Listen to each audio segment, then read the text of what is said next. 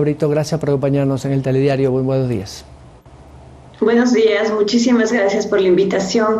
Agradecemos este espacio para poder nosotros conversar con la ciudadanía, darle a conocer el trabajo que realizamos el Consejo Nacional de Gobiernos Parroquiales del Ecuador y el trabajo conjunto que debemos hacer con las diferentes instancias, tanto gobiernos autónomos descentralizados como Estado central. Son un poco más de 1.800 parroquias en todo el Ecuador. ¿Qué tan difícil ha sido poderse mantener con los escasos recursos que reciben del gobierno central? Este último año fue realmente muy difícil para las arcas fiscales, como hemos dicho. En el caso de las juntas parroquiales, ¿qué tan difícil fue? Bueno, para nosotros bastante complicado poder atender una pandemia sin recursos. En el año 2020 fue un tema bastante complejo. Nosotros somos 821 gobiernos parroquiales, parroquias rurales en el país, aparte de las urbanas. Dentro de ello, sin recursos, sin competencias, con este recorte presupuestario que se dio con el gobierno anterior, la falta del desembolso de los recursos fue bastante caótico dentro de esta emergencia. No pudimos atender de manera tan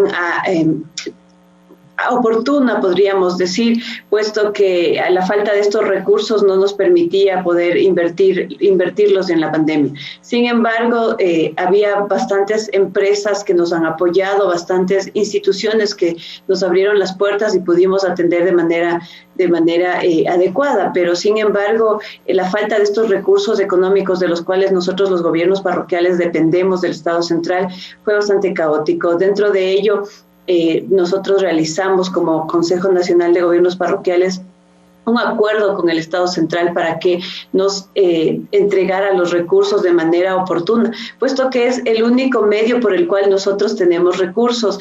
A diferencia de los municipios y de los consejos provinciales, los gobiernos parroquiales, el único recurso que recibimos es del Estado central. Al no tener nosotros la facultad para generar nuestros propios recursos, pues dependemos de ellos. Y claro, para nosotros en el sector rural fue bastante complicado atender esta pandemia, puesto que la ciudadanía exigía la atención oportuna. Sin embargo, claro, la pandemia fue algo que nos golpeó a nivel mundial y bueno, nos dio una gran lección, sobre todo en la prevención que debemos implementar todas las autoridades a nivel mundial. ¿Cuánto es la deuda que suma el gobierno central para los más de 800 gobiernos parroquiales, por lo menos al 2020? ¿Qué información nos puede dar? Bueno, en este acuerdo que logramos con el Estado central en el 2020 ya nos cancelaron todo el año 2020. Sin embargo, obviamente nos hicieron unos recortes presupuestarios que no eran justos y algo que siempre reclamamos. Algunos gobiernos parroquiales recibimos hasta casi el 60% de recorte presupuestario. Como les explicaba al inicio, nosotros no tenemos ningún otro ingreso. Por ley no podemos generar nosotros nuestros propios ingresos, por lo tanto, dependemos de este recurso. Al tener un 60% de recorte fue casi la desaparición de las juntas parroquiales. Es algo que nosotros reclamamos al gobierno anterior. Nos lograron, bueno, en cierta parte darnos algo más de recursos. Sin embargo, ese recorte fue bastante complejo y es algo que nosotros ahora, al gobierno actual, estamos solicitando que se haga una mejora de estos recursos. Sí tienen todavía una deuda en el año 2021 que estamos ya cursando. Sin embargo, están un poco atrasados solo en tiempo en el desembolso de los recursos. En esta proporcionalidad de recortes que nos han realizado en este año, también hemos recibido otro recorte. Estamos recorte tras recorte y es algo que estamos exigiendo que esta planificación que realiza el Ministerio de Finanzas y este recorte cuatrimestral que lo realiza no lo haga en una manera tan fuerte, sobre todo para los gobiernos parroquiales. Este 8% que nos hicieron en recorte significa mucho para nosotros en recursos. Nosotros con estos $5,000, $6,000 que utilizamos, lo podemos utilizar en obras, en proyectos, inclusive para la misma atención de la pandemia. Eso es súper complicado para nosotros estos recortes, aunque suenen poco, un 8%, un 5% para un gobierno parroquial, es del acabose, porque es muy poco el recurso que nosotros recibimos del gobierno central.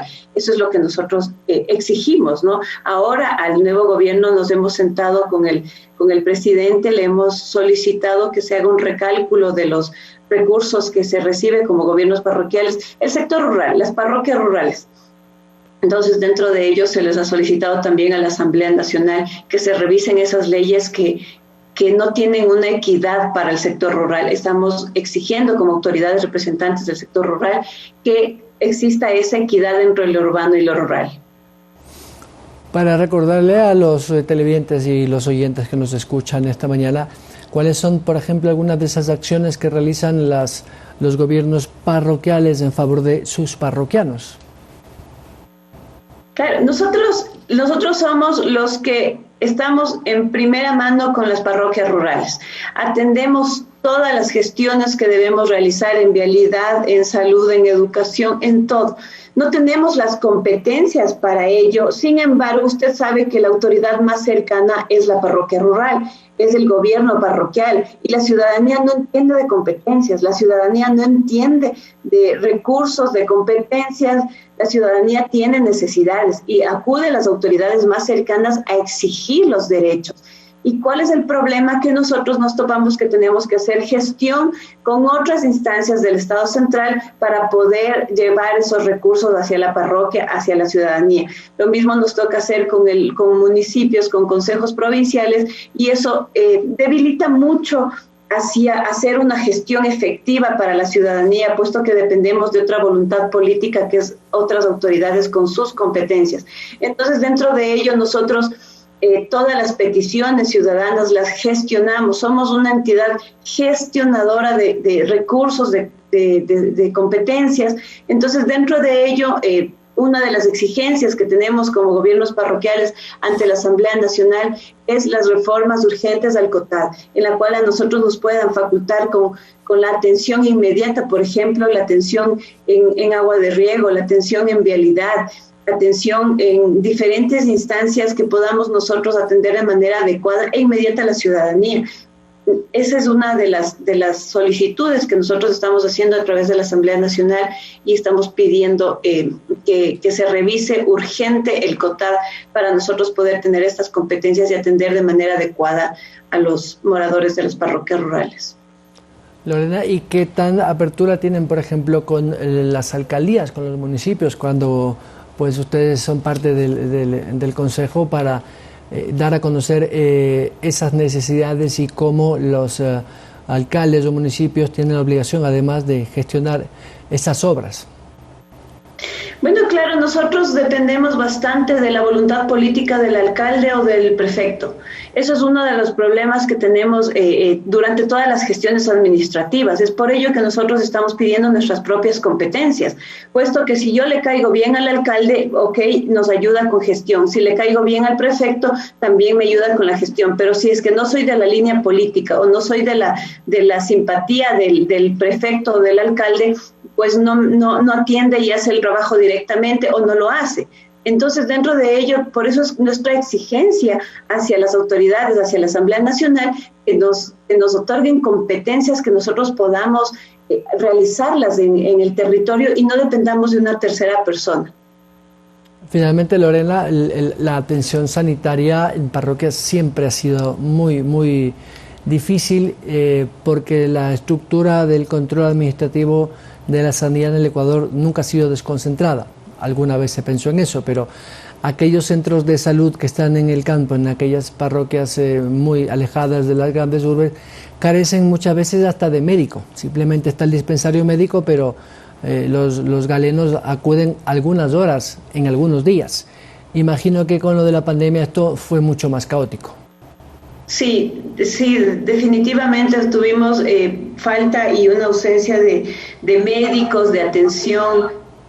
Dentro de ello fue bastante complicado, puesto que que inclusive en el gobierno anterior intentaron desaparecer los centros de salud de las parroquias rurales. Dentro de ello fue caótico para nosotros e hicimos la gestión respectiva para que no se cierre ningún centro de salud de ninguna parroquia rural. Son los espacios, los únicos espacios donde la ciudadanía puede tener salud.